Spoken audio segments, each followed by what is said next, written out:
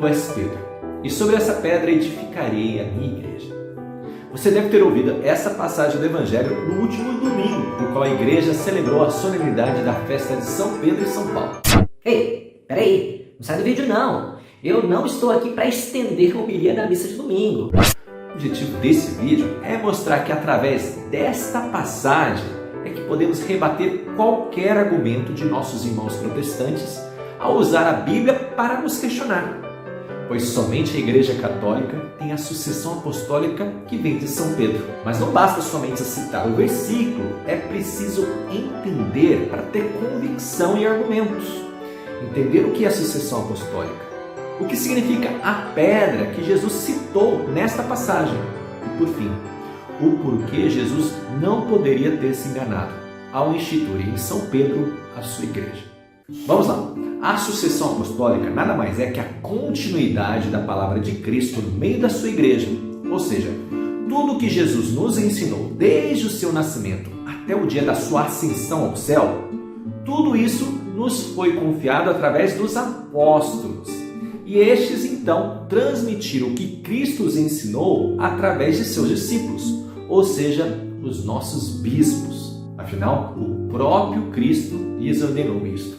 Portanto, ide fazer discípulos de todas as nações, batizando-os em nome do Pai, e do Filho e do Espírito Santo, ensinando-os a guardar a todas as coisas que eu vos tenho mandado. E eis que eu estarei convosco todos os dias, até a consumação dos séculos. Amém. E a forma utilizada pela Igreja ao longo dos séculos para transmitir a boa nova de Deus, ou seja, o Evangelho, foi falado oralmente, ou então por escrito, que são as cartas apostólicas, como também os próprios evangelhos. E como a nossa fé veio do judaísmo, que nada mais é que a continuação das promessas de Deus ao seu povo, temos também escritos antes da vinda de Jesus, que prefiguraram o próprio Cristo. Ou seja, a Igreja Católica, através da autoridade que Cristo nos deu, faz uma nova leitura do Antigo Testamento, uma vez que se confirmaram as profecias que a vinda do Messias, que o judaísmo, infelizmente, não crê que foi em Jesus. Mas vejam, pessoal, isto é interpretação, que nós acreditamos que é inspirada pelo Espírito Santo. Logo, cabe somente aos apóstolos dizer se esta interpretação corresponde ao que Jesus nos ensinou, tanto no Novo quanto no Antigo Testamento.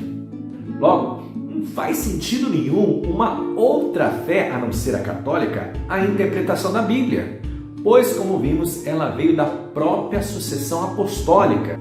Quando alguém quer ensinar um católico que está na Bíblia, é o mesmo que alguém que leu uma carta sua querer te ensinar o que você quis dizer na sua própria carta. Assim, quando Cristo disse, tu és Pedro, e sobre esta pedra edificarei a minha igreja, ele deu a São Pedro a sucessão de seus ensinamentos. Não porque Pedro era o melhor, e sim porque Jesus quis assim. E logo que a igreja ensina pela sucessão de São Pedro, é o que o Espírito Santo nos inspira. Vocês católicos estão fazendo uma leitura errada do Evangelho. Quando Jesus disse sobre esta pedra edificaria a minha igreja, ele estava se referindo a ele mesmo, a pedra angular, o Deus que se fez homem, e não São Pedro, que era cheio de vícios e pecados. Este é o mais usado argumento dos protestantes sobre esta passagem do Evangelho. E nem precisa de muita teologia para entender que Jesus sim se referia a São Pedro e não a ele mesmo. Uma simples interpretação de texto do capítulo 16 de São Mateus é suficiente para isto. Porém, vamos entender o que é essa pedra que Jesus se referiu. Quando Jesus encontrou pela primeira vez São Pedro, podemos ver isto no Evangelho de São João, capítulo 1, versículo 42. E olhando Jesus para ele, disse: Tu és Simão, filho de Jonas, tu serás chamado Cefas. Ou seja, Jesus, ao ver São Pedro, viu o homem que seria o transmissor dos seus ensinamentos, a primeira pedra para edificar a sua igreja. Afinal, Jesus é Deus, a sabedoria encarnada, e a sua natureza divina existe desde antes da consumação dos tempos. Logo, antes de São Pedro nascer, Deus Pai o pensou como uma pedra para edificar a igreja de seu Filho, que assim como ele, existe desde o início. E por isso, Jesus lhe deu o apelido de Cefas, que na tradução do aramaico significa pedra. E em português, adaptado ao gênero masculino, virou Pedro. Agora vamos tentar compreender as palavras de Jesus no argumento dos protestantes. Tu és o Cristo, o Filho de Deus vivo. Bem-aventurado és tu, Simão, filho de Jonas, porque o que te revelou isto não foi a carne e o sangue, mas meu Pai que estás nos céus. Pois assim também eu te digo que tu és pedra, mas não edificarei sobre ti a minha igreja, porque não és pedra, mas edificarei sobre mim, que sou pedra. Coitado do Jesus protestante, ficou parecendo a Dilma. O estado de São Paulo começou a chover muito e o pessoal está saindo da chuva. Com razão. Então o pessoal que não está protegido está saindo da chuva. É bom que chova, mas tem hora que quem está na chuva não quer pegar a chuva. Então é essa contradição sempre.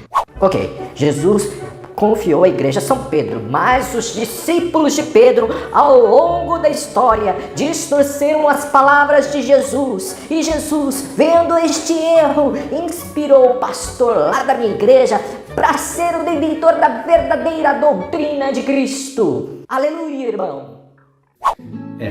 Neste racional percebemos que o Jesus que os protestantes acreditam não é o mesmo que os católicos acreditam.